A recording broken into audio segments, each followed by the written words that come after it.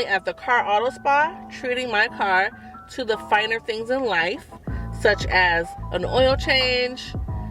We got new windshield wipers, and we also got a cleaning on the inside and the outside. So, you know, my car's a princess. I'm gonna treat her as such because that's what I promised her when I first got her in July. I currently have a 2019 Chevy Malibu, and my previous car was a 2016 Honda Accent.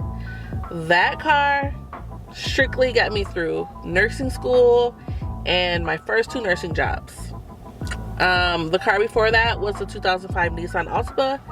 That car broke down like halfway through my nursing school program, and like I was in a panic to get a new car, so the car just happened to be the Honda. So this time around, you know, I messed up again. I have a bad relationship with cars because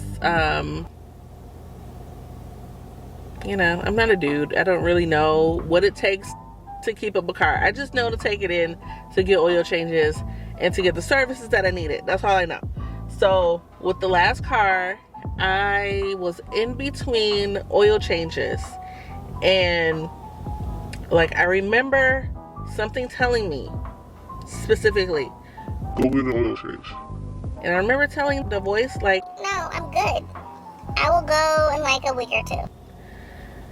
Guess what? The week or two happened, and the day that me and my cousins, it was my older cousin, her daughter, and my son, and me, we were all just, you know, just having a good day.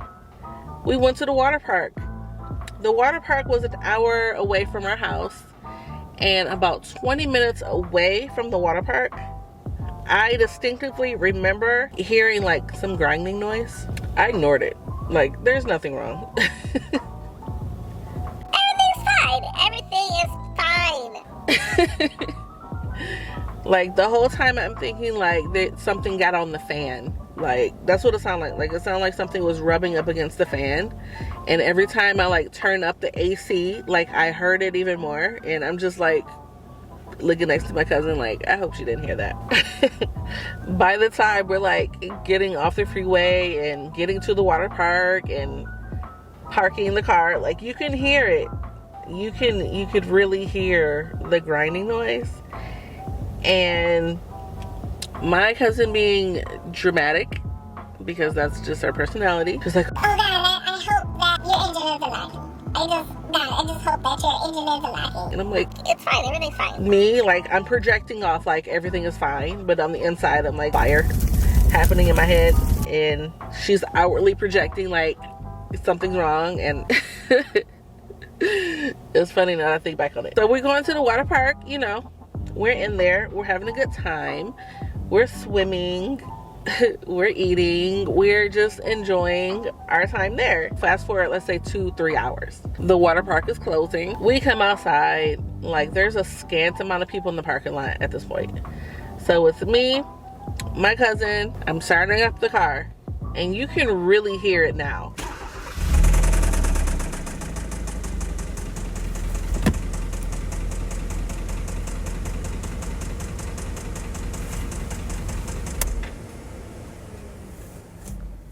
We decide to look under the trunk to see what's going on. It just so happens at that moment, like a family came walking by. It was a man, a woman, and a child. So they walk by, they stop and help us, and we're looking at the dipstick.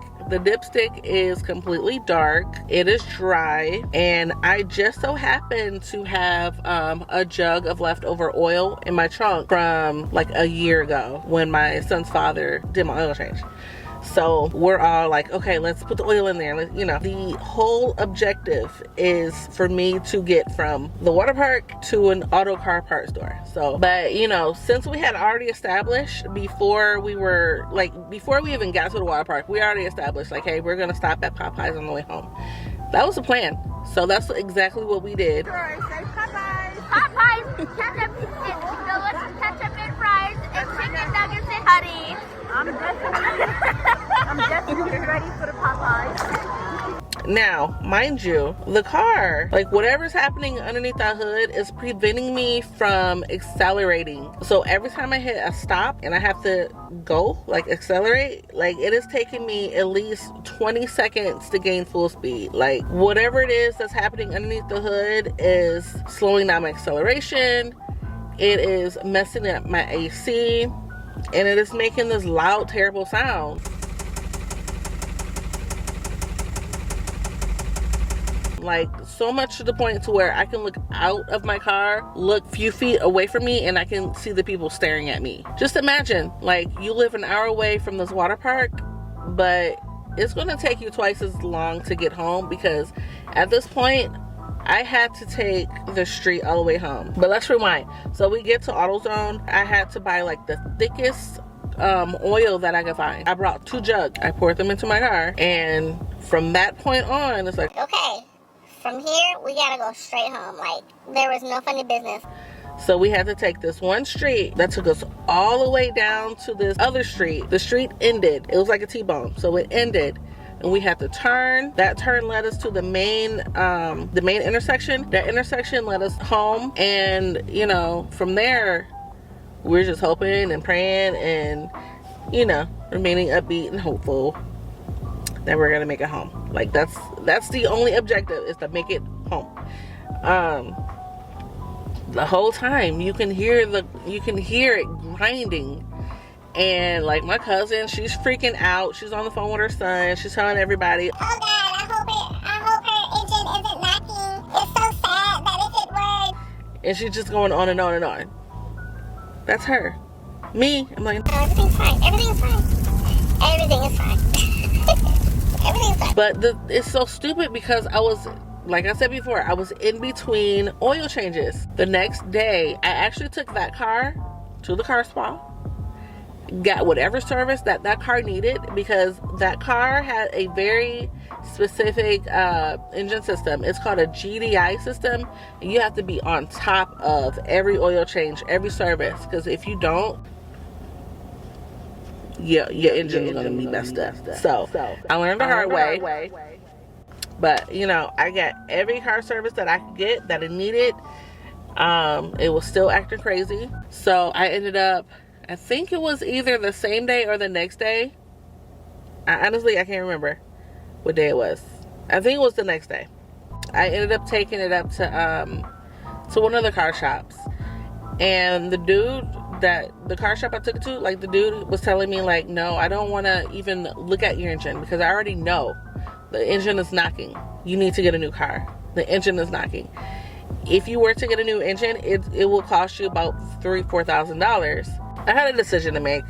I could either get a brand new car, don't have to worry about it, or I could get that car fixed. But also, you know, once you have an issue with your car, you're going to continue to have issues. So I already knew, like, I didn't want to spend $3,000-$4,000 on a new engine just for it to mess up again in the future. So I'm like, okay, I need to get a car right now. My dilemma is that I did not want to drive it nowhere, because he said that if I continued to drive on it, the engine would lock. So at that point, I had to park my car. Like, I did not drive it nowhere. I hopped on Carvana. I picked out a car. I got a car.